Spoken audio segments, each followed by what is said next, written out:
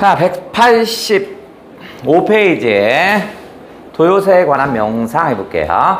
우리가 한번 언급했는데 또 한참 전에 했다 보니까 여러분이 좀 까먹었을 것 같으니까 다시 한번 또 한번 해보자고. 자, 요거는 뭘까? EBS의 초점부터 먼저 해볼까? 얘가 이걸 실은 이유가 뭐냐? 도대체 얘는 EBS는 어떤 생각으로 실었는지 먼저 한번 훑어보자고요. 얘는 1970년대의 한국 사회를 얘기하고 싶었어요. 1970년대 한국 사회를 얘기하고 싶습니다. 우리가 1970년대는 살아보지 않았으니까 모를 거 아니야. 그러니까 이런 문학 작품을 통해서 간접적으로 체험을 하는 건데 얘가 일단 알려줍니다. 1970년대 한국 사회는요, 뭐가 최우선이었냐면 경제 발전을 최우선으로 삼습니다. 70년대면 박정희 대통령 때잖아. 그러니까 이때는 경제 발전이 뭐니 해도 최우선이야. 그러다면 이것을 최우선하다 보니까 등한시하는 게 있어요. 뭐가? 경제 발전이 돼서 좋긴 하긴 한데 여러 가지 폐해들이 생겼어요. 폐해들이 생기기 시작합니다. 그래서 경제 발전이란 이로움도 있지만 여러 가지 폐해가 생겼는데 일단 185쪽에서의 폐해는 환경오염입니다. 이 중에 뭐 환경오염도 있겠고, 그죠? 그 다음 뭐 빈부격차도 생길 수 있고, 그죠? 그 다음에 또 뭐 있어? 농촌이 파괴되는 모습도 있어요. 왜냐하면 수출 우선 정책을 하다 보니까 다 도시 공장으로 몰리기 시작합니다. 농촌이 파괴되고요. 그 다음에 농민들이 농촌을 버리고 도시로 오다 보니까 도시 노동자가 갑자기 급증합니다. 그러니까 도시 빈농도 생겨요. 어이 뭐야 이거? 도시 빈농들도 생기기 시작해요. 이런 여러 가지 폐해들이 있더라. 요 놈은 하나 체크해보자. 이런 얘기입니다. 자, 그러면 도요새에 관한 명상이라고 그랬네. 자, 얘는 뭐를 중심으로 이야기가 전개되냐면 이 도요새, 철새를 중심으로 이야기가 전개됩니다. 철새를 중심으로. 자, 그러면 이제 한번 해볼게요. 총 4부작으로 되어 있어요. 총 4부작으로 되는데 올해 EBS에는 2부와 4부가 나왔어요. 2부와 4부가. 그런데 그렇다면 뭐 1부가 나옵니까? 1부는 잘 나오지 않을 것 같아요. 근데 설명을 한번 해볼게요. 전체 내용을 설명을 한번 해볼게. 자, 1부부터 4부까지가 있는데 1부부터 서술자가 다 달라진다라는 이런 특징을 가져요. 1부의 서술자, 2부의 서술자, 3부의 서술자, 4부의 서술자가 각각 다 다른 사람이야. 그럼 1부의 시점은 누구냐면 병식이의 시점입니다. 병식의 시점인데 병식이는 막 둘째입니다. 둘째야. 얘는 이 소설 속에서 그렇게 좋은 인물로 나오지 않거든요. 그러니까 슬쩍 세모칠게요. 슬쩍 세모칠게. 자, 얘는 도요새에 관한 명상이니까 얘는 다 도요새를 어떤 생각을 하냐면 금전적 가치의 대상으로 봅니다. 도요새는 이 도요새를 뭐라고 하냐면 금전적 가치의 대상으로 삼습니다. 이 병식이는 원래 병국이를 되게 존경합니다. 그래서 구체적으로 대학 이름은 나오지 않지만 뭐 한국대학교 경제과에 들어갔다고 나와요. 그럼 우리나라 제일 좋은 대학 뭐 이런 거겠죠. 그러니까 서울대학교 경제과 들어갔다는 얘기야. 그래서 이 마을에서 플랜카드 붙여주고 막 난리가 납니다. 이 조그만 마을에서 서울대학교 경제학과에 들어갔으니까. 예전에는 그런 애가 들어가면, 서울대에 들어가면 그 애들이 졸업하고 그 다음에 이 나라의 엘리트가 될 테고 관료가 되고 출세를 하는 거잖아. 그러니까 마을도 되게 잔치가 난리가 납니다. 그 존경을 해요. 내 형 서울대학교 경제과 갔다 이런 애인데 형이 퇴학당합니다. 데모를 하다가 퇴학을 당해요. 그러고 나서 내려오고 나서 얘가 어떻게 해서 형에 대한 실망감을 막 합니다. 그렇지 니까짓 게 이렇게 실망감에 빠집니다. 그러면서 얘는 뭐하냐? 재수생입니다. 재수생인데 얼마 남지 않았네? 재수생인데 뭐하냐면 쪽제비 팔아요. 쪽제비. 그죠? 쪽제비. 그런데 도요새가 날아가는 거야. 도요새가 저게 박제상에 파니까 그 당시 돈을 한 8,000원 정도 되는 거야. 그러면 도요새를 잡아서 걔를 피를 쭉 빼서 박제해서 팔면 8,000원에 받는 거야. 그럼 어떻게 저 날아가는 새를 잡냐? 콩에다가 농약을 타요. 그래서 농약을 뿌려놓습니다. 그러면 도요새가 잡아먹죠? 그래서 죽은 거야. 그럼 거기서 배째에서 피 뽑아서 이렇게 돈으로 바꿔요. 그래서 뭐 돈으로 뭐 하냐? 학원비 내냐? 그런 게 아니고요. 술 마시고 놉니다. 그죠? 유흥의 수단입니다. 자, 그러면 얘는 뭐야? 경제적 이익에, 경제적 이익. 그죠? 경제적 이익의 수단. 뭐 이런 정도로 한번 해볼게요. 요 얘기가 쭉 나옵니다. 어딜 봐도 나올 만한 게 없죠? 여러분에게 도움이 될 만한 게 있어요? 없지요? 그죠? 재수생 할 때는 어떻게 해서 어떻게 돈을 마련한다? 박제해서 보라. 이거 아니잖아. 여러분 도움이 되는 게 아니잖아. 나올 데가 없는 거야. 그러면 제 2부입니다. 2부는 병식의 형입니다. 병국의 시점입니다. 병국의 시점이야. 자, 병국의 시점을 해서 얘는 서울대 경제학과에 입학했어요. 자신의 생각은 경제학과에 입학했으니까 이제 자신의 인생은 탄탄대로라고 생각합니다. 근데 2학년 때 데모를 하다가 퇴학을 당했거든요. 그냥 퇴학 잘렸어요. 그리고 집으로 내려왔더니 이렇게 봤더니 그 뭐야 새가 날아가는데 새가 도요새니까 철새잖아. 공장이 이렇게 있는 거야. 근데 공장에 굴뚝이 이렇게 있잖아. 밤에는 깜깜하니까 새가 날아가다 어떻게 해서 이렇게 헤딩해버려서 죽는 거야. 이렇게 죽는 놈도 있고, 그 다음 또 어떻게 해서 얘가 폐수를 졸졸졸 흘려서 새가 죽는 경우도 있는 거야. 그럼 얘는 어떤 생각을 하냐면 저 도요새가 나와 같다고 생각합니다. 즉 뭐야? 비상을 하다가 어느 시점에서 꽝 떨어져 죽지요. 그래서 자기라고 느껴요. 그래서 얘가 이제 환경운동을 생각합니다. 얘는 어떤 생각이냐면 자연을 파괴하는 게 바로 인간을 파괴하는 것과 별반 다르지 않다라는 생각을 합니다. 그러면서 도요새는 자신이라고 생각해요. 한없이 비상하다 날개가 꺾여 떨어졌죠? 자신이라고 생각합니다. 그래서 얘는 뭐 하냐면 바로 그래서 쟤를 살려야겠어. 정신적 자유를 상징합니다. 그러면서 저 도요새를 살려줌으로 인해서 어떻게 해서 자신의 내면적인 상처를 치유할 수 있는 그런 길로 생각하겠죠. 그러면 병국의 시점은 나올 법한 게 있지요. 그죠? 뭐냐면 자신이 현실 사회에서 어떻게 써요? 어떤 상처를 입었죠? 그죠? 현실 사회에서 상처를 치유하는 과정이 나왔으니까 어느 정도 배울 정도가 있으니까 나올 법한 거야. 그래서 올해의 EBS에도 제2부가 나왔습니다. 여기가 슬쩍 언급, 앞부분. 다음 3부. 3부는 아버지의 시점입니다. 그러니까 지금 아버지의 시점, 병식의 시점, 병국의 시점이라고 얘기한 건 소설 속에서 3부에서 나는 하면 아빠야. 2부에서 나는 하면 병국이고요. 무슨 말인지 알겠죠? 나가 달라져요 지금 계속. 자, 3부에서는 아버지는 실향민입니다. 아버지는 실향민이야. 그래서 아버지는 항상 뭐 하고 있냐면 고향에 대한 그리움을 갖습니다. 고향에 대한 그리움을 가져요. 근데 저 도요새는 철새죠. 그래 저 북으로 날아가는 거야. 그러면서 항상 나도 저 철새처럼 북으로 갔으면 이렇게 합니다.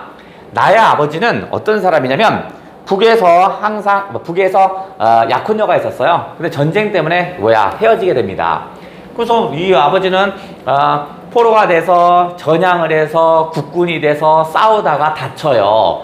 그리고 나서 병원에 갑니다. 병원에 입원을 했는데 그 병원 식당에서 근무하는 엄마가 나의 엄마입니다. 그 엄마랑 눈이 맞아요. 그런데 일정적으로 뭐 사랑에 의한 결혼은 아니고 전쟁에서 상처를 입고 약혼녀를 버리고 약혼녀를 만나지 못하고 이런 상황에서 그냥 막 살고 싶은 이런 마음에서 선택을 한 거죠. 그래서 사랑 없는 결혼을 합니다. 그러고 나서 이 아내는요, 나의 엄마는 항상 뭐냐면 돈을 되게 중시합니다. 그래서 일수놀이 하고요. 일수놀이를 하다가 어떻게 돈이 좀 빵꾸 난 거야. 돈이 빵꾸 나니까 어떻게 해서 나의 아버지를 막 부추겨요. 회사 돈 날려라. 회사 돈 공금 좀 갖고 와봐. 일단 맞고 갚을게. 이렇게 해요. 그러다 결국 돈을 못 갚아요. 그래서 아버지는 잘려요. 뭐 이런 삶을 사는 사람이 나의 아버지입니다. 그러니까 뭐 아버지의 머릿속에는 아내에 대한 사랑 없는 결혼을 하다 보니까 늘 머릿속에 뭐냐면 북에 놓고 온 약혼녀를 떠올립니다. 자, 그리고 나서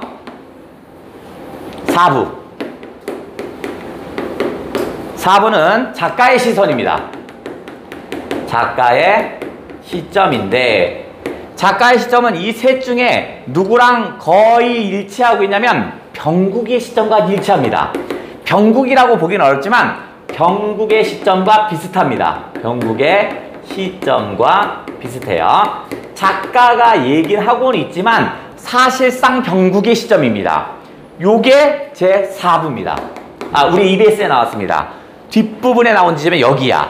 그래서 병국이랑 병식이랑 막 싸울 때가 있어요. 그때 나는 이런 말 안 나와요. 왜냐면 작가니까. 하지만 그 지점이 바로 작가의 시점입니다. 그 지점이야. 자, 여기서는 어떤 거냐면 나름대로 한쪽으로 치우치지 않으려고 합니다. 그죠? 작가니까 이 셋을 아우러서 설명하고 싶은 거야. 한쪽으로 치우치지 않게 설명하면서 전체를 아우르려고 하고 있습니다. 우리 EBS는 병국의 시점에 나온 제2부와 그 다음에 작가의 시점에서 보고 있는 제4부가 나옵니다. 4부가 나왔어. 그러니까 1부를 제외하고는 2부, 3부, 4부 어느 쪽이 나와도 상관은 없을 것 같아요. 근데 1부는 배울 만한 게 없어서 나올 법한 게 없지 않을까 싶네.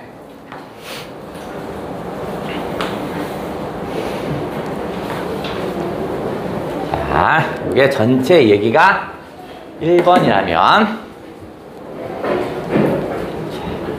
2번. 자, 인물을 좀 따져보자. 조금 더 세부적으로 한번 가보자. 인물을 좀 따져볼게요. 자, 일단 인물의 자, 1번은 병식이부터 해보자. 제1부에 나오는 병식. 제목이 도요새에 관한 명상이니까 도요새를 어떻게 파악하고 있는지 그거를 조금 더 해볼게요. 자, 병식의 입장에서 도요새라는 것은 제목이 도요새에 관한 명상이니까 이 도요새는 어떤 거냐면 금전적 가치의 대상으로 생각한다고 그랬잖아. 일단 병식이라는 애는 일단 신부는 재수생이고요. 도요새를 생각할 때 어떻게 하냐면 얘를 어떻게 해서 물질 중심적으로 생각합니다. 물질 중심적. 개인의 이익을 중시하는 거겠죠? 그래서 박제해서 돈 8,000원 주고 받는데 전혀 어떤 내면적인 어떤 흔들림이나 이런 거 없어요. 당당합니다. 그게 뭐? 예? 전 세계 50억 조의 새가 있는데 그 중에 내가 50마리 죽였다고 치자. 그게 뭐 어쩌라고? 뭐 이렇게 얘기를 합니다. 결국 이걸 통해서 얘가 얘기하고 싶은 건 환경과 개발 성장의 이런 과제에서 환경과 개발이라든가 경제 성장이라는 걸 따졌을 때 얘는 이쪽을 중시하는 사람을 대변한다고 보시면 되겠어요. 그죠? 그러니까 결국 개발 독재에 뭐랄까 빠진 인물? 맞서는 사람보다는 빠진 인물. 아니 개발해서 성장해서 경제가 성장돼서 도움이 된다면 그 환경이 조금 파괴되는 게 뭐가 어때서 살기 좋으면 되는 거 아니야 이걸 외쳤던 사람 중에 하나다라고 보시면 될 것 같고요. 저렇게 자, 두 번째 병국이 제2부를 보고 있는 병국이부터 볼게요. 병국이는 일단 어떻게 써요? 수재입니다. 그죠? 우리나라에 제일 좋은 대학을 다녔다니까. 하지만 이 속에서 수재였지만 어떻게 해서 제적당한다고 그랬죠? 하지만 제적을 당합니다. 즉 좌절당합니다. 좌절당해. 자, 얘는 병식이랑 싸울 때 병식이가 항상 얘기합니다. 뭐라고 하냐면 이상적인 행동주의자다 뭐 이런 얘기를 합니다. 이상적 행동주의자라고 병식이가 얘기합니다. 하지만 이것이 의미하는 건 뭐냐면 공동의 이익을 중시하죠. 이익을 중시하는 사람입니다. 아까 병식이가 환경보다는 개발 성장을 우선시했다면 얘는 좀 다르죠. 환경이 있다면 개발과 성장이 있다라면 어느 쪽을 우선시하냐면 환경을 더 우선시했던 사람입니다. 그렇다면 얘는 개발 독재에 빠진 인물이 병식이라면 얘는 개발 독재에 맞서는 인물이죠. 개발 독재에 맞서는 인물이겠구나.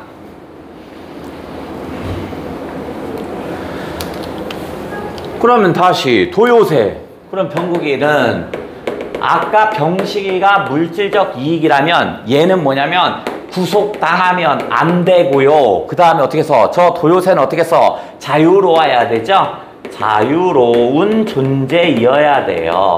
그러니까 결국 자신의 상처를 치유하는 거네. 자신의 상처를 치유할 수 있는 그런 거. 자신을 의미하네.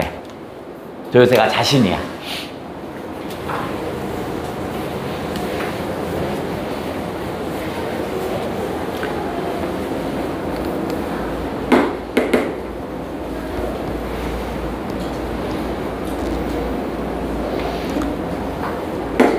자, 아버지 볼게요. 아버지는 실향민입니다. 실향민이고요.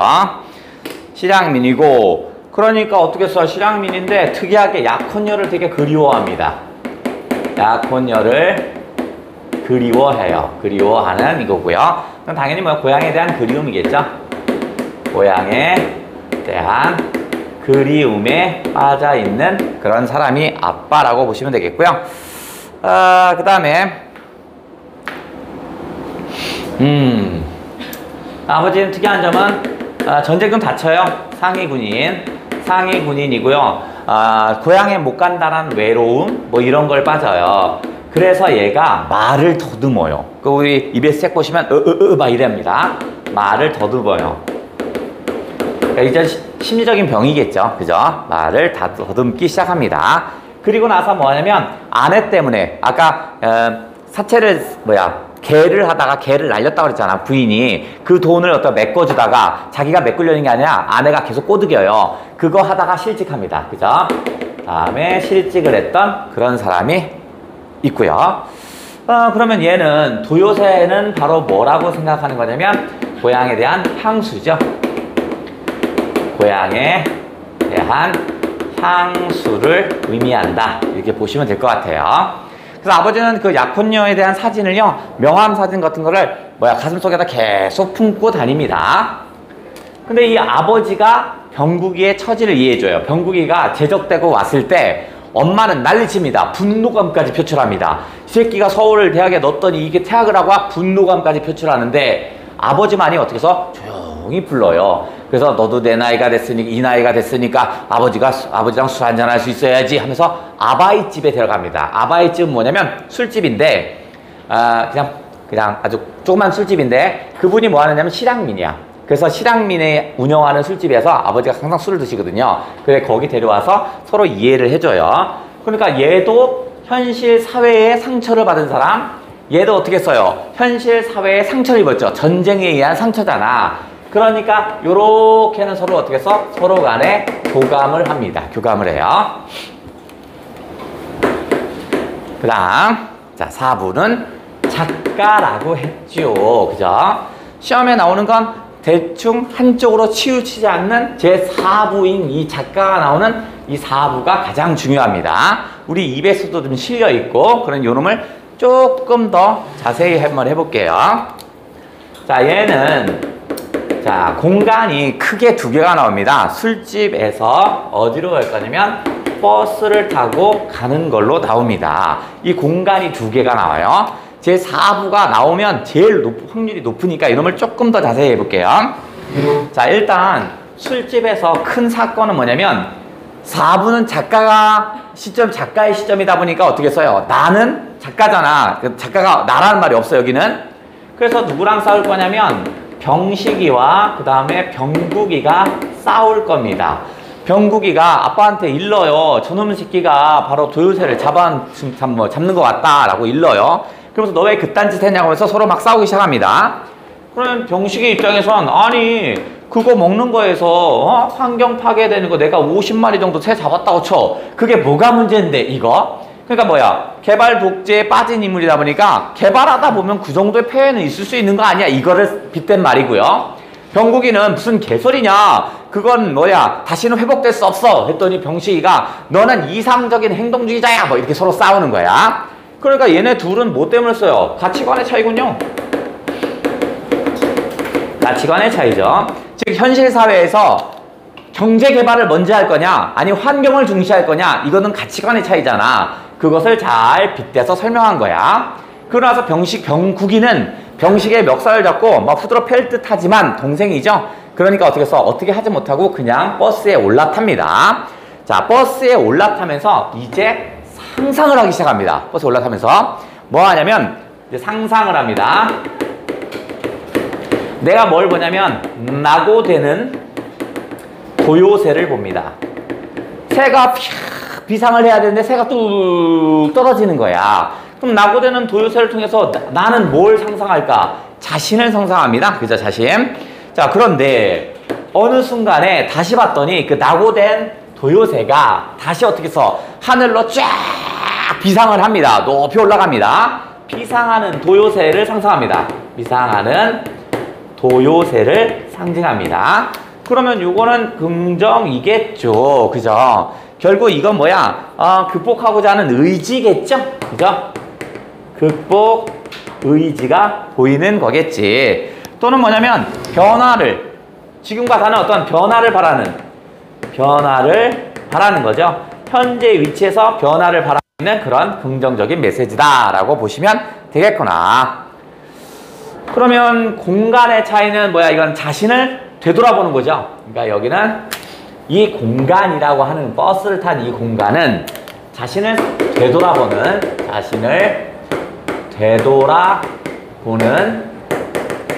공간이겠죠. 나는 어떤 사람이냐면 낙오되는 도요새였어. 하지만 나는 다시 비상하면서 올라갈 거야. 이런 의미를 하는 거였고. 오케이. 그러면 어느 정도 쭉 됐다. 그래서 4부 잘 봐두시고, 작가라고 하지만 사실은 누구의 시점에 가깝냐면 병국의 시점에 가까운 것 같아요. 병국의 시점에 가까워요. 그렇다고 병국의 시점이라면 안 돼. 이해를 돕기 위해서 말씀드린 거지 병국의 시점이 아니야. 최대한 객관적으로 아우르려고 노력을 합니다.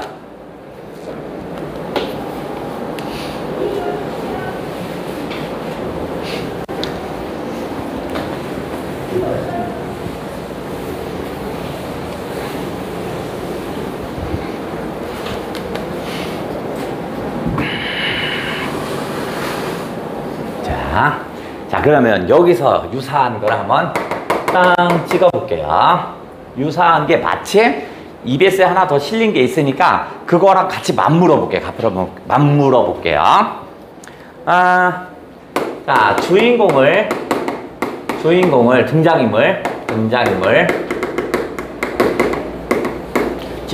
간접적으로 드러내는 소재, 간접적으로 드러내는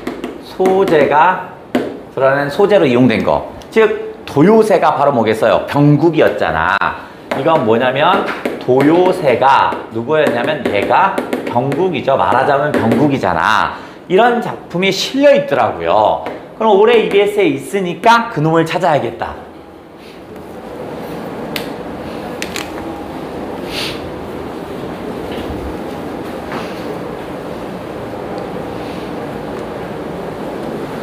쓰고, 저 동장남 둘 아주 경쟁하는구나. 둘이 아주 그냥 나 이것들이 진짜 동장남들 왜 그래?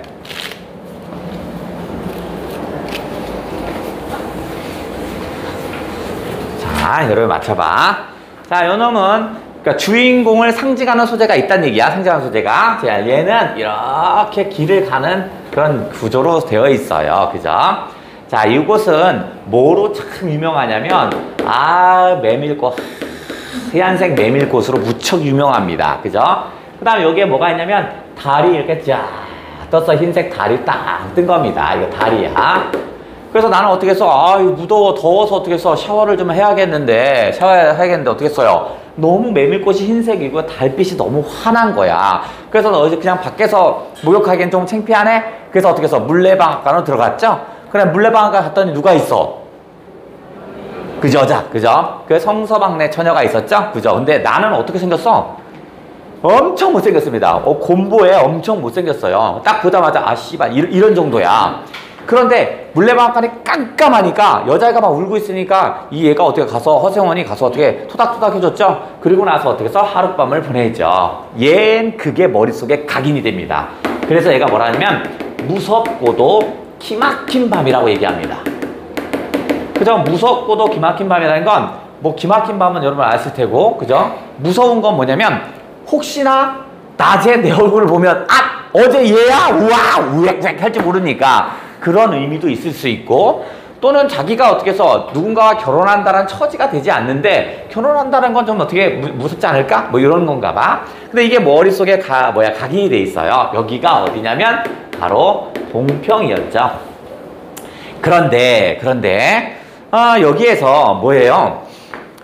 나는 나름대로 충주집이라는 여자애를 좋아하는데 젊은 동희가 걔랑 어떻게 해서 꼼랑꼼랑했죠? 그래서 너무 화가 나니까 동희의 싸대기를 때립니다. 근데 동희가 어떻게 해서 딱 봤더니 여기가 나보다 나이가 훨씬 많은데 어떻게 뭐라 할 수가 없잖아. 그래서 뛰쳐나갑니다. 뛰쳐나갔다 막 내 허생원이 화를 내죠. 젊은 놈의 새끼가 머리에 피도 안 마른 놈이 여자를 밝히긴 막 이렇게 얘기합니다. 근데 뭐 지는 뭐야 나이가 많으면 여자 밝혀도 돼요? 어쨌든 이래요. 근데 동희가 막 들어오더니 허생원님 큰일 났어요. 당신의 나귀가 난리가 났어요 합니다. 나귀는 왜 난리 났죠? 얘는 암 당나귀를 보고 막 발정나서 막 날뛰기 시작합니다. 그러면서 허생원이 괜히 자기 얘기 같은 거야. 왜냐면 지도 어떻게 해서요 사람에게 발정났다는 웃기지만 발정나서 암 당나귀를 쫓아가는 것처럼 지도 어떻게 해서 결국 그 충주 때문에 너무 좋아하는 거잖아. 사실은 당나귀는 후세를 낳을 수가 없다고 합니다. 그게 유전이 안 된대요. 그러니까 이 허생원도 어떻게 해서 너무 늙은 나이니까 후세를 전달할 수 없는 나이야. 그죠? 그러니까 그게 당나귀랑 묘하게 일치합니다. 결국 얘가 얘기하는 건 바로 허생원과 누구랑 일치해요? 당나귀가 서로 일치하는 거죠. 그죠? 어떤 면에서 생겼냐면 생긴 모습, 아주 초라한 모습이라든가 그 다음 뭐 있어요? 암 당나귀의 발정난 모습, 충주댁을 따라다니는 모습, 이게 묘하게 일치하죠. 그래서 요 점 때문에 꺼냈고 나온 김에 얘기도 해볼게요. 자, 그래서 이제 동희와 친해지기 시작합니다. 그러면서 우리 함께 같이 걷세나 하고 걸어가요. 자, 이제 중요한 건 여기가 허생원이고 얘는 의사소통이 되는 과정이 시험에 나옵니다. 나오면 그 다음에 여기가 세모는 이제부터 조선다리라고 해볼게요. 조선다리고요. 그 다음에 조금 떨어져서 좀 더 내몸 여기에 이제 동희가 따라옵니다. 그러면서 허생원은 맨날 이 얘기합니다. 봉평에 가면 옛날에 내가 성서방네 처녀와 그 얘기 맨날 해요. 조선다리는 맨날 들어서 외워요. 그래서 먼저 조선다리 얘기해주기도 해요. 근데 이 얘기를 누구만 들리냐면 요렇게만 들립니다. 요렇게만. 그러니까 길을 따라서 외길이니까 이렇게 따라 올라가는 거니까 동희는 요 뒤에서 이렇게 따라 올라가고 있는 거야. 그러니까 들리지 않아요. 얘네끼리만 의사소통이 됩니다. 그러니까 동희는 전혀 못 들어요. 그러니까 여기가 지금 어디냐면 산길입니다. 산길에서 이제 큰 길로 옵니다. 큰 길로 가요. 큰 길로 오면서 이제 어디로 가냐면 허생원이 가운데 센터로 옵니다. 센터병이 있어 이건. 센터로 오고요. 조선다리 이쪽 사이드로 가고요. 맨 뒤에 처지던 동희가 이제 이쪽으로 와요. 그러면 이제 셋이서 의사소통이 되는 겁니다. 그래서 물어봐요 허생원이. 그래서 젊은 동희군 부모님은 잘 계시고 우리 아버지는 안 계셔요. 허허 아비가 없는 자식이 어딨나 막 웃어요. 그죠? 그러면서 막 얘기를 합니다. 아빠가 있긴 있죠. 근데 너무 아빠를 본 적도 없고 창피해서 얘기를 안 해요. 아빠는 저를 낳고 나갔어요. 지금 이런 얘기 합니다. 그래서 이때 허생원은 나랑 비슷한 얘기 같기도 한데 아닌 것 같기도 하고 해요. 근데 얘네 집이 어디라고 하냐면 제천이라고 그랬거든요. 나는 어떻게 첫사랑을 나눈 데가 어디야? 봉평이죠. 그러니까 안 맞기도 하고 맞기도 하고 막 이럽니다. 그리고 와서 이제 어디로 가냐면 큰 길에서 이제 어디로 가냐면 개울로 갑니다. 개울로 이동을 합니다. 이렇게 이동합니다. 자, 이동을 하고 나서 조선다리 먼저 건너갑니다. 아이고 허생원 내가 먼저 건너갈게 하고 여기서 조선다리 넘어갑니다. 그리고 나서 이제 어떻게 했어? 바로 허생원과 동희 동의가 같이 걸어가죠. 이게 거기에 건너갑니다. 이렇게 건너가면서 그래 너네 집은 원래부터 집이 제천이었어? 뭔걸요? 우리 집은 어머니 말에 의하면 봉평이라고 하던거든요. 아이쿠 봉평! 하고 자빠집니다. 물에 쑥 들어가요. 그래 물에 쫄딱 빠져버려요. 그래서 어떻게 했어? 동의가 허생원을 안고 가죠. 야 이건 내 자식이다 라고 생각을 하는 겁니다. 그죠? 그래서 그래고요 엄마는 집 나간 아빠를 그리워하진 않던 또 물어봐요. 웬걸요? 어머니도 언젠가 또 꼭 만나고 싶다고 하셨어요. 그래 잘 됐구나 막 생각합니다. 그러고 나서 이제 건너와요. 그리고 나서 어디 있어요? 이제 여기 허생원이 여기 있고요. 그 다음에 여기가 동의가 조금 떨어져 있어요. 근데 얘가 당나귀 채찍을 들고 있는데 채찍을 어디 손에 들고 있어? 왼손에 들고 있는 거야. 다소 비과학적이지만 왼손잡이입니다. 근데 허생원도 뭐야? 자신도 왼손잡이군요. 야! 저건 내 아들이라고 확신을 합니다. 그러면서 얘기합니다. 여봐 전달이 요번에 대화장 거쳐서 제천에 가자. 사실 제천에 가자고 합니다. 아니 제천은 계획되지 않은 곳인데 왜 가는 건데? 아니야 제천에 갈 이유가 있어. 왜냐면 제천에 뭐 있어요? 동희 엄마가 거기 있다고 그랬거든요. 그래서 어떻게 해요? 여보게 동희 너도 우리와 함께 제천으로 가지 않겠나? 라고 한 거예요. 이 글의 제목은? 그렇죠. 이거는 메밀꽃 필무렵입니다. 메밀꽃 필무렵이고요. 누구 거야? 이효석 거죠. 이효석. 얘는 어디에 나왔냐면 EBS 몇 페이지더라? 네? 14쪽. 맨 앞에 있네. 14쪽에 있어요. 같이 좀 체크해 주시고 얘는 왜 끌고 왔냐면 도요새가 주인공을 상징적으로 표현했죠. 얘는 당나귀가 허생원을 상징적으로 표현한 거였습니다. 그런 의미에서 끌고 들어왔고요. 마침 EBS에 있으니까 한번 정리. 근데 이놈은 시험에 나오는 건 뭐냐면 길을 가면서 이야기가 전개되는데 의사소통이 되는 지점이 있어요. 즉 동의는 못 듣고 있는 거고 이때는 조선달은 못 듣고 있는 거야. 무슨 말이겠죠? 요거 잘 체크해 주셔야 합니다. 자 일단 쓰고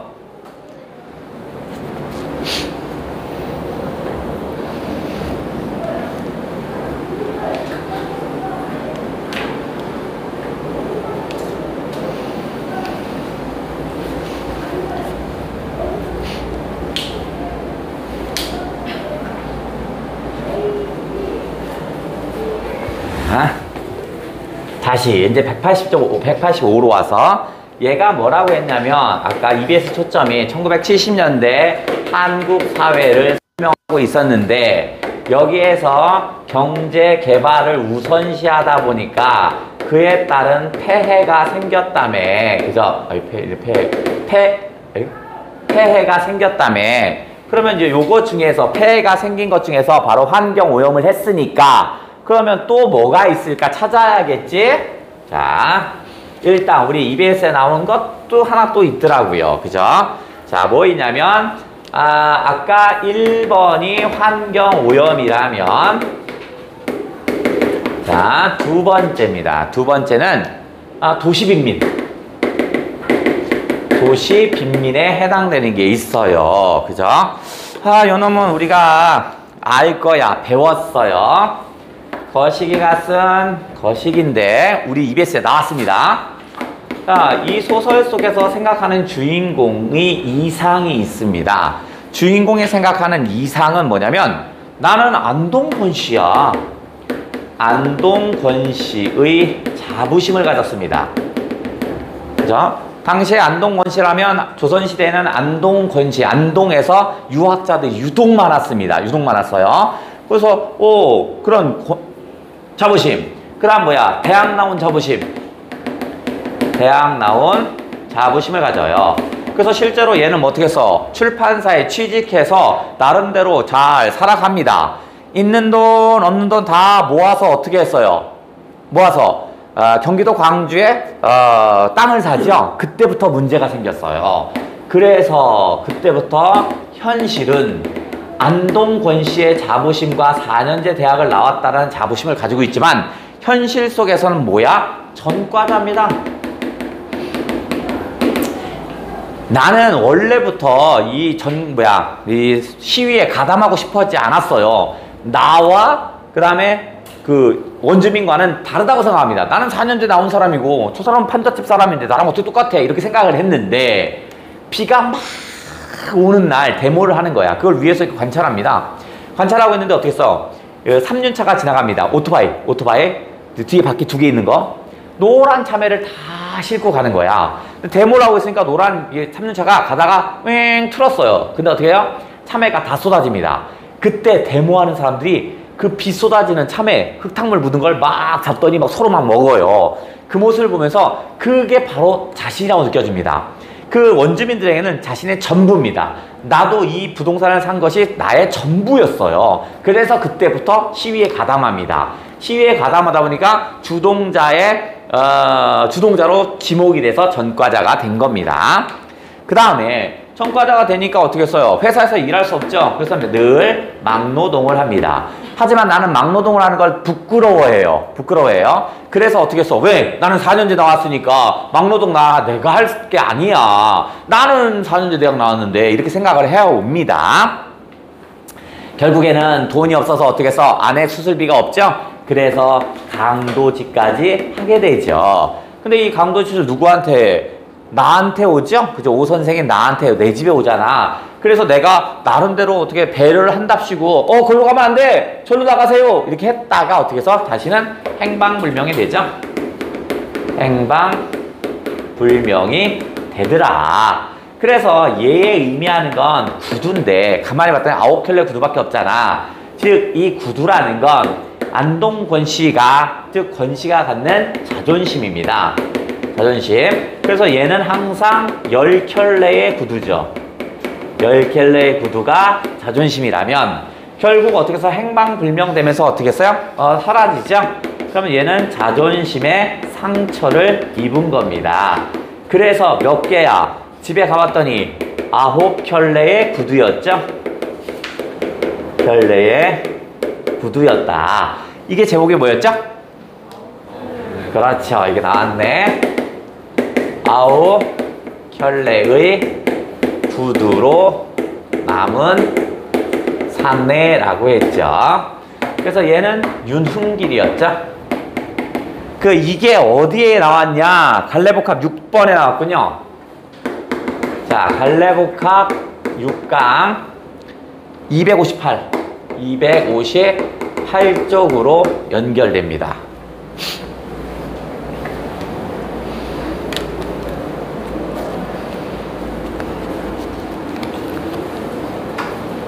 그래서 제가 이거 수업할 때 9켤레 구두로 남은 사내가 나왔는데 이거는 수능에도 몇 번 출제가 됐다고 그랬죠. 근데 이놈은 연작소설이어서 이와 똑같은 뒷이야기가 있다고 그랬죠. 그래서 그놈의 초점을 좀 둬달라고 그랬어요. 그래서 여기에 유사작품을 하나 슬쩍 알려줬죠. 연작소설이니까 당연히 윤흥길의 작품이겠지.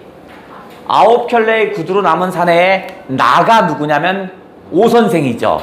여기서의 나는 행방불명 이후에입니다. 그죠? 그래서 여기에 나는 바로 뭐냐면 권씨입니다. 여기에는 권씨야. 나가 권씨입니다. 바뀌었어. 행방불명되고 나서 얘는 뭐냐면 자존심의 상처를 입다 보니까 자살을 결심합니다. 근데 뭐라고 생각하냐면 4년제 나온 놈이 결국 하는 게 강도짓이냐? 야, 이 멍청한 놈아. 이게 자꾸 귓속에 들려요. 그래서 자살을 합니다. 자살을 하는데 꼭 자살하려고 하면 또 잘 안 죽어요. 병원에서 눈을 땅 뜨는 것부터 시작합니다. 눈을 뜨고 나서 가만히 생각해 보니까 내가 자살하면 내 아내는, 내 자식은 어떻게 살 거야? 그죠? 가난으로 자살하면 나 하나 죽으면 끝이지만 걔네들도 다시 가난으로 고통받죠? 이렇게 살면 안 되겠다 해서 이제 자존심을 버립니다. 그래서 내가 오자마자 뭐 하는 거냐면 그 구두 집으로 들어와요. 집으로 들어와서 구두를 모두 태워요. 모두 태웁니다. 구두를 모두 태운다는 건 이제 뭐야? 자존심, 그 한량한 자존심을 지키려고 살지 않겠다는 겁니다. 그러면 현실에 어떻게 써? 적극적으로 대처하겠다는 얘기입니다. 자, 요 말은 구두를 태우는 건 뭐냐면 현실을 적극적으로 개선하고자 하는 겁니다. 아, 가난해? 그럼 어떻게 써? 막노동할 거야. 그게 뭐 어째서 난 열심히 살 거야. 이렇게 합니다. 그러면서 열심히 막노동 나가서 일합니다. 그전에는 막노동하면서 누구한테 들킬까봐 종종 일했다면 퇴놓고 나가서 합니다. 열심히 일하고 와요. 그리고 비가 오는 날은 막노동이 열리지 않죠? 그래서 막노동 할 수 없잖아. 그때는 뭐냐면 그 이력서를 써서 이제 회사를 다니면서 원서를 냅니다. 왜냐면 4년제 대학 나왔으니까 1970년대에 대학을 나왔다는 건 지금의 대학 나온 거와 달라요. 지금은 대부분 다 대학생이잖아. 그 당시에 대학생이 얼마 없다고요. 대학 나온 것 자체가 그때 이미 권력이야. 그죠? 그러니까 그 원서를 들고 가서 다 냅니다. 70년대는 대학 나오면 다 취직됩니다. 다만 지가 고르는 거야. 나는 현대전자에 갈 거야. 어디 갈 거야. 고르는 것만 있지. 그 다음에 다 취직할 수 있어요. 그래서 이제 원서를 냅니다. 그 다음에 얘는 어떻게 써? 이전에 출판사에서 근무한 적도 있죠. 그럼 경력직이 아니야. 얼마나 좋냐. 그래서 1차의 서류는 다 통과합니다. 대학도 나왔고 경력도 있고 그죠? 그런데 2차에서 뭐 하냐면 신분조회해야 합니다. 그 당시에는 신분조회가 있었어요. 그래서 그 당시에 무슨 사회주의 운동을 했다거나 이런 거, 데모를 했다는 거 이러면 다 안 돼요. 그래서 계속 똑똑 떨어져요. 하지만 포기하지 않아요. 왜냐면 가족을 위해서 살아야 되는 거거든요. 그래서 어떻게 해서 또 열심히 일하고 합니다. 어느 날 비가 오는 날 원서를 들고 막 가다가 교통사고가 빵 발생합니다. 그래서 원서가 탁 날아가면서 쓰러져요. 그죠? 자, 이때 나 있고 오만한 사장이 있어요. 사장 이름도 참 오만한 사장이래요. 그죠? 캐릭터가 딱 드러나죠? 오만한 사장이 일단 그 운전기사한테 야 빨리 병원으로 옮겨 하고 옮깁니다. 옮기고 나서 이렇게 봤더니 이력서들이 똑같은 이력서가 너무 많은 거야. 이 새끼 봐라 이거 직장 구하는 놈인가? 라고 해요. 그래서 병원에 갑니다. 오만한 사장이 나에게 와서 그러게 몸은 괜찮냐? 라고 물어봐요. 어쩌고 했겠죠. 그럼 이력서가 똑같은 게 있던데 혹시 회사에 취직하려는 거 아니냐? 그래서 별 말은 안 해요. 별 말을 하지 않는다는 건 이제 긍정이겠죠? 그럼 내가 취직 자리를 줄까요? 아니면 지금 여기서 합의금을 드릴까요? 교통사고가 났으니까 합의금을 줘야 할 거 아니야? 그때 내가 뭘 판단하냐면 취직 자리를 달라고 합니다. 왜냐면 합의금은 지금 당장 끝나지만 취직은 어떻게 해서 그래도 20, 30년을 할 거 아니냐? 그죠? 그래서 뭐냐면 이제 합의를 하겠죠. 여기 취직 자리를 제안을 합니다. 그래서 나는 어떻게 써? 나름대로 수용합니다. 합의금보다는 취직 자리가 더 좋을 것 같아요. 수용을 해요. 그리고 다음날 난리가 납니다. 막 기자들이 와서 막 사진을 찍습니다. 막 찍는 거야. 내가 어떻게 찍지 마세요. 이렇게 했단 말이야. 너무 후라시가 자꾸 터지니까 했어요. 근데 다음날 권 씨가 막 뛰어들어옵니다. 권 씨래네. 뭐지? 오 씨. 이제 오 씨죠. 여기서는 나지만 근데 여기서는 오 씨야. 됐죠? 초등학교 선생님. 오 씨가 뛰어오더니 난리를 칩니다. 신문을 들고 옵니다. 이거 봐! 이 신문 난리 났다. 그 오만한 사장 나쁜 놈의 새끼 막 얘기합니다. 신문을 봤더니 이렇게 탁 이런 사진이 찍혀요. 그래서 뭐라면 오만한 사장 자해 공갈단에게 선의를 베풀어 이렇게 나옵니다. 그럼 어떻게 거짓말이죠? 오만한 사장이 교통사고를 냈고 취직 자리를 제안하면서 이거 했잖아. 근데 얘가 나를 뭐로 본 거야? 자해 공갈단이라고 얘기하고 오만한 사장은 그 자해 공갈단에게도 선의를 베풀어서 직장까지 준 아주 선행의 대명사로 만들어버린 거야. 그러니까 거짓말이니까 이거 안 되겠다. 혼내주자 합니다. 자, 오만한 사장을 오 사장을 고소하자라고 얘기합니다. 왜냐면 거짓말이니까. 근데 나는요 오히려 오 씨의 제안을 거절합니다. 가만히 생각 좀 해보자고요. 아니야 고소하지 않는다라고 합니다. 그럼 왜 고소하지 않느냐? 나와 오만한 사장은요 서로 공존이 가능해졌어요. 나는 약점이 있죠? 전과자라는 약점이 있죠.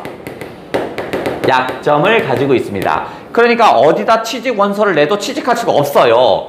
하지만 오만한 사장은 어떻게 써? 교통사고를 내고 선행으로 거짓 포장했죠. 교통사고를 선행으로 거짓 포장했습니다. 그러니까 서로 간에 약점을 가지고 있는 거야. 그러니까 얘네 둘이 어떻게 해서 서로 간에 공생을 하는 겁니다. 그죠? 그래서 서로 자를 수가 없는 거야. 너 잘라? 너 옛날에 거짓말한 거 푼다 이거야. 오만한 사장도 까불어? 너 전과자 나 푼다? 이렇게 돼버리는 거죠. 그러니까 서로 간에 공생을 한다라는 그런 얘기였군요. 이 글의 제목은 잘한다. 직선과 곡선. 직선과 곡선이었죠. 그래서 요 놈을 체크해 달라고 했죠.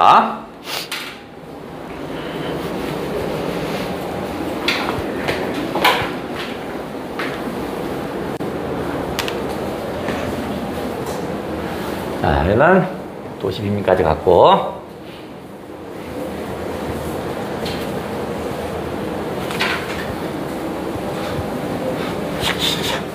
자, 그 다음에 세 번째, 농촌이 파괴되는 실상도 있습니다. 농촌이 파괴된대요. 자, 그래? 그러면 거시가 쓴 거시기네. 자, 이 지역은 어느 지역이냐면 방울제라는 지역입니다. 방울제라는 지역이고요. 소장농 중에 허칠복이라는 애가 있습니다. 근데 여기에 댐이 들어옵니다. 방울제라는 마을에, 방울제 마을이고요. 마을에 댐 건설이 들어옵니다. 그래서 어떻게 해서 수몰이 되는 거죠. 방울제라는 게 사라집니다. 그러면서 보상을 조금씩 하는데 소장농도의 보상은요 아주 하찮아요. 그래서 어디 가서 집을 살 수 있을 정도가 아닙니다. 근데 허칠복, 우리의 주인공 허칠복은 남들보다 소작을요 10배 정도 합니다. 일을 되게 잘해요. 그러다 보니까 어떻게 해요? 조그마지만 그게 10배가 되니까 이만큼 되는 거야. 그래서 어디냐면 도시 달동네에서 살 정도, 아주 판잣집 같은 거 살 정도는 됩니다. 근데 왜 자꾸 이 도시 농사밖에 질 줄 모르는 허칠복이 다시 도시로 가려고 하냐면 아내가 도시물을 먹었어요. 그러다 보니까 농사를 너무 싫어해요. 그래서 아내를 위해서 그러면 우리가 광주 달동네로 가서 삽니다. 저기 전라도 광주입니다. 그런데 할 줄 아는 게 농사밖에 없으니까 아무것도 도시에서 할 수 있는 게 없는 거야. 그래서 4살 난 딸을 데리고 지내있죠. 아내는 대신 뭐예요? 요즘 말로 하면 가사 도우미 일을 하러 갑니다. 근데 허칠복에 생각할 때 내가 명색에 가장인데 남자인데 일을 하지 않고 이게 집에 있는 게 너무 부끄러운 거야. 그래서 어떻게 일하면 되게 잘하잖아. 그래서 딸애를 4살 난 딸애를 옆집에다 맡기고 일하러 나갑니다. 일하러 나가는데 아내한테 알려야 할 거 아니야. 너 딸이 어디 있다고. 그래서 그 일하는 집으로 이렇게 가요. 갔더니 어떻게 써요? 아내가 그 주인집 남자하고 난리가 났습니다. 그죠? 서로 간에 똑같은 옷을 맞춰 입었죠. 그죠? 거의 살색 옷을 입고 난리를 치고 있는 거야. 그래서 눈이 피카닥 돌아갑니다. 그래서 어떡하냐면 뒤지다가 부엌에 칼이 보여요. 그래서 허칠복이 칼을 들고 날려옵니다. 나 죽인다 하니까 다 도망쳤어요. 아내도 도망치고 그 남자애도 도망친 거야. 밤새 찾으러 다닙니다. 며칠을 찾으러 다니는데 아내가 안 보입니다. 눈이 이제 돌아가면서 정신이 이상해서 영생이 반 미쳤습니다. 그래서 어떻게 해서 할 수 있는 게 없죠. 그래서 4살 난 딸애를 업고 고향으로 돌아와요. 고향은 뭐 하고 있냐면 여기가 방울제면 이게 댐이 들어와서 물이 다 수몰된 거야. 그럼 얘네들은 조금 돈 보상 조금 받았다 했잖아. 뭐 하냐면 댐 주변에서 판잣집 짓고 거기서 매운탕 팝니다. 그러니까 낚시하는 사람 주변으로 매운탕 파는 거야. 근데 이 방울제 이 허칠복은 오자마자 뭐 하냐면 얘가 옛날에 방울제에서 이렇게 농악대를 구성하면 징을 가졌나 봐요. 이 방울제 갔더니 이렇게 봤더니 물이 보이는 거야. 근데 이 허칠복의 눈에는 거기서 농악대들이 막 농악을 하고 있는 거야. 그러니까 자기가 역할이 뭐야? 징 치는 사람이잖아. 징을 막 들고 와서 거기 막 칩니다. 징을 막 두들겨요. 그랬더니 옆에 있는 사람 뭐야? 낚시하고 있는 거야. 낚시하고 있는데 징을 두들기니까 어떻게 해요? 물고기도 그 소리에 민감하대요. 다 도망친 거야. 얘들이 막 난리 칩니다. 아, 이 새끼 누군데 여기다 막 징을 찌면 너 어떻게 물고기 잡냐고 난리 쳐요. 그랬더니 허칠복의 친구들, 마을 사람들이 옵니다. 허칠복의 딱한 사정은 알아. 근데 어떻게 지들도 먹고 살아야 되죠. 그래서 허칠복을 내쫓아버려요. 그날 밤에 비가 막 오는데 마을 사람의 귀에 이 환청이 들립니다. 허칠복이 두드리는 징소리가 자꾸 들려요. 딩딩딩딩 소리가 나요. 죄책감이겠죠? 그죠? 이 작품이 뭐예요? 뭐야 이것들. 자, 그래서 자 징소리가 있고요. 그 다음에 뭐냐면 여기에 댐 건설이 된다라고 그랬죠? 그죠? 댐 건설이 바로 뭐냐면 바로 도시의 개발 이런 거겠죠? 그죠? 징소리는 바로 뭐냐면 공동체 의식입니다. 그죠? 이거 일종의 공동체 의식입니다. 공동체 의식. 결국 마을 친구들은요 허칠복의 딱한 사정을 충분히 알면서도 어떻게 했어? 돈을 줘서 보내버려요. 그날 밤 마을 사람들은 저거 칠복이가 두들기는 거 아니야? 아, 칠복이 두들기는 거 아니야? 막 이렇게 고통에 시달린다는 얘기입니다. 뭐야? 누구 거? 그렇죠. 문순태의 징소리였습니다. 징소리, 바로 문순태의 징소리였습니다.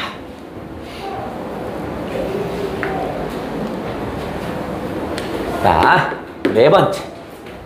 네 번째. 자, 빈부격차.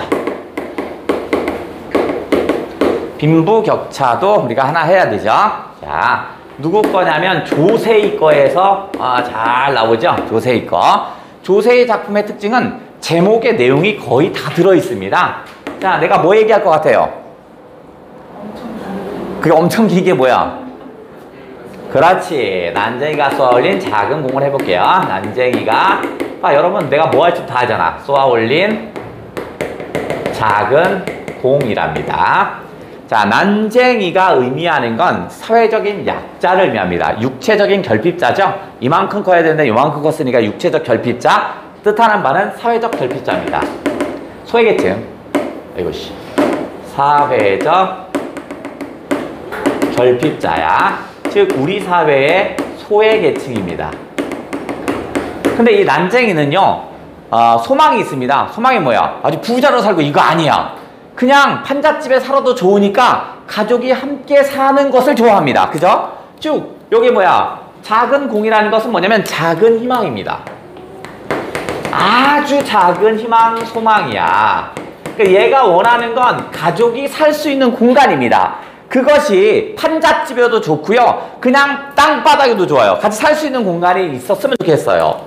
근데 쏘아 올렸답니다. 그럼 그 작은 공을 쏘아 올리면 반드시 어떻게 되게요? 떨어질 수밖에 없죠. 결국 좌절이죠. 즉 우리 사회의 소외계층이 아무리 작은 소망과 아무리 작은 희망을 꿈꾸어도 안 돼요. 이 얘기를 담은 게 요 놈이었습니다. 그러면 얘는 난쟁이였죠. 난쟁이에서 이쪽의 반대 지점은 거인이겠죠. 일종의 거인이 유력자, 힘이 있는 사람, 뭐 국회의원, 거대 권력, 거대 자본 뭐 이런 걸 상징한다고 보시면 되겠죠. 근데 난쟁이의 이름은 뭔지 알아요? 불이입니다. 불이. 그죠? 자, 이는요. 이거 이는 조선시대 노비들에게 붙여주는 이름입니다. 주로 얘는 노비들에게 붙여주던 이름이야. 그러니까 뒤에 이가 끝나면 이게 노비구나 라고 생각하시면 됩니다. 근데 얘 이름은 아비가 뭐라고 졌냐면 불이라고 지어줬어요. 그냥 뭐야? 난 노비가 아니야. 난 노비가 아니야. 이런 얘기였습니다. 그죠? 불이라는 건 노비가 아니다 라는 의미로 지어졌어요. 하지만 노비는 아닌 것 같아요. 신분제가 폐지됐으니까. 근데 어떻게 했어요? 가난이 되물림 당합니다. 가난이 되물려요. 그래서 이 가난이 되물리는 이 난쟁이가 꿈꾼 건 뭐야? 작은 꿈꾼 건 뭐야? 저 위에 달나라를 꿈꾸죠. 이게 일종의 꿈꿨던 이상이죠. 여기를 동경합니다. 하지만 저 달나라라는 것은 얘한테 어떻게 해서 이루어질 수 있는 것이 아니죠. 결국 어떻게 써요? 이상세계는 동경을 했지만 결국 갈 수는 없는 거잖아. 그래서 얘가 어떻게 해요? 결국은 자살을 한다라는 그런 얘기를 담은 거였군요. 난쟁이가 쏘아 올린 작은 공이었습니다. 자, 하나만 더. 미안해. 하나만 더 할게. 아직 시간 있네. 여유 있네. 굉장히 조급했네. 자, 조세희에서. 자, 얘는 소외계층의 시선이었습니다. 그죠? 얘의 시선이야. 소외계층. 요번엔 반대로 가진 자의 시선. 가진 자의 시선으로 그려지는 것도 한번 보자고요. 가진 자의 시선. 얘는 지금 시선이 난쟁이의 시선에서 바라봤습니다. 가진 자의 시선인데 이건 뭐냐면 영수 아들, 큰아들 영수입니다. 영수는 은강그룹의 운전수로 고용이 됩니다. 은강그룹의 운전수로 고용이 되는데 은강그룹은요 노동착취의 대명사입니다. 밤새 일 시키고 또 시키고 또 시켜요. 그 사람들이 픽픽 쓰러집니다. 노동 환경이 좋지도 않기 때문에 사람이 죽어가 나가는 거야. 그랬더니 어떻게 해서 노동자들이 회의를 합니다. 야, 이런 노동쟁이 속에서 살 수 없어. 이 새끼 죽여버리고 싶어. 라고 이렇게 극단적인 말까지 나옵니다. 그랬더니 영수가 내가 죽일게. 왜냐면 내가 사장을 제일 잘 알아. 왜? 내가 사장 운전수거든요. 그러니까 내가 죽인다고 합니다. 그래서 진짜로 죽일 마음을 가졌어요. 칼을 들어요. 칼을 들고 이제 어떻게 해서 막 달려가서 사장을 푹 찔렀어요. 찔렀더니 얼굴을 봤더니 사장이 아니야. 사장 닮은 형입니다. 왜냐면 형이 미국에서 놀러 왔다가 집으로 한국에 갔다가 하필이면 그 차를 타려다가 내가 오해를 한 거야. 그래서 재판이 벌어져. 이 내용은 재판 얘기입니다. 재판 얘기야. 그래서 얘는 철저하게 어떻게 하냐면 앉아있는 내가 누구냐면 은강그룹의 막내 아들입니다. 이제 상속을 받으려고 하는데 내가 또 바보 같아. 그래서 맨날 욕먹어. 그래서 이제 거기에 구경하고 있는 거야. 근데 얘 옆에는 누구냐면 그 형의 동생, 큰아버지의 아들이 앉아있는 거야. 근데 재판 과정이 열리면서 이제 재판 변호사가 얘기할 때 나는 자요. 내가 누구냐면 그 은강그룹의 막내 아들 자요. 그 얘기 뭐냐면 가진 자와 못 가진 자가 소통이 되지 않는다는 얘기입니다. 그럼 살인을 했다라는 걸 부인하는 게 아니라 살인했다. 하지만 이럴 수밖에 없는 처지는 이해해달라. 그러니까 무기징역을 해달라는 게 이제 변호사들의 얘기야. 그때마다 잠을 잡니다. 근데 갑자기 옆에 있는 형이 증언을 합니다. 제 아버지가 돌아가신 건 안타깝지만 이 노동자의 사연 또한 안타깝습니다. 그래서 소송을 취하하겠습니다. 뭐 이렇게 얘기를 합니다. 그랬더니 내가 미친 거 아니야? 아빠 죽었는데 미친 거 아니야? 내가 노동자들에게 일자리를 줘, 월급 줘, 이렇게 잘해주는데 감히 우리에게 소송을 걸어? 살인을 해? 이런 나쁜 새끼는 지구 끝까지 가도 죽여야 한다고 생각하는 거야. 그래서 변호사가 또 막 변호를 하겠죠. 또 졸아요. 졸다가 변호사가 졸고 있는데 갑자기 뭐가 오냐면 물고기가 막 날라오는 거야. 그래서 내가 수경을 이렇게 딱 끼고 물을 푹 들어가서 물고기 좀 잡아봐야지 이렇게 봤더니 물고기가 너무 무섭게 생겼어요. 어떻게 생겼냐면 물고기가 대가리는 분명히 있는데 이렇게 생겼어요. 살이 없어. 가시만 잔뜩 해요. 이건 뭐겠어요? 자본가가 빼먹을 때까지 빼먹은 다 빼먹은 거야. 그래서 얘가 오더니 이빨을 이렇게 내더니 우악 이빨을 이렇게 벌려요. 우악 벌리더니 나를 확 잡아먹으려는 거야. 그래서 안돼 하고 딱 깼어요. 이게 뭘까요? 가시고기. 그렇죠. 앞에 있어. 가시고기는 가시고기야. 잘한다. 내 그물로 오는 가시고기입니다. 자, 가시고기는요 착취당한 노동자입니다. 뺏길 대로 다 뺏겼어요. 그러니까 얘는 착취당한 노동자입니다. 그 다음에 내 그물에 이 그물은 뭐야? 그물은 권력이 있죠? 그죠? 경제적 착취수단이죠. 즉 노동자들은요 알아서 나의 착취수단으로 옵니다. 그죠? 야 월급 200원 줄게 하면 다 몰려와요. 그거라도 먹고 살래요?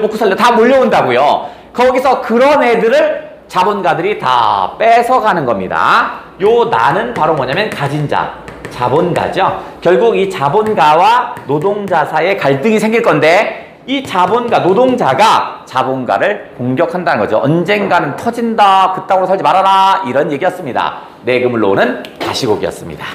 자, 여기까지 해야 되고 수능 완성 이제 사도해야 돼. 다음 주부터 수능 완성 나갈 거고 간슬개 교재비 보내주시고 한수 하실 분은요.